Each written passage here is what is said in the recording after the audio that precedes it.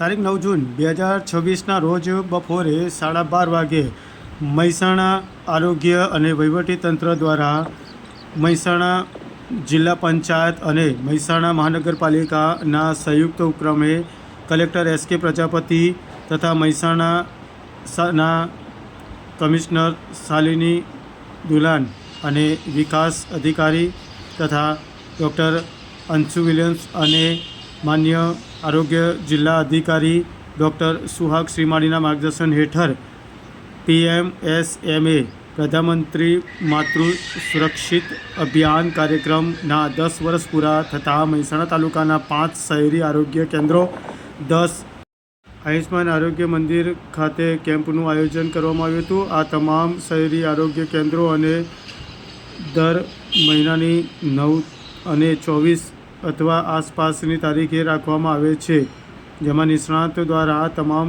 સગર્ભા માતાની તપાસ કરવામાં આવે છે, જેમાં blood pressure, sugar, haemoglobin, urine test તમામ પ્રકારના ટેસ્ટ કરવામાં આવે છે। જરૂરિયાત આયર્ન ટેબ્લેટ, કેલ્શિયમ ટેબ્લેટ વગેરે સારવાર આપવામાં આવતા હોય છે।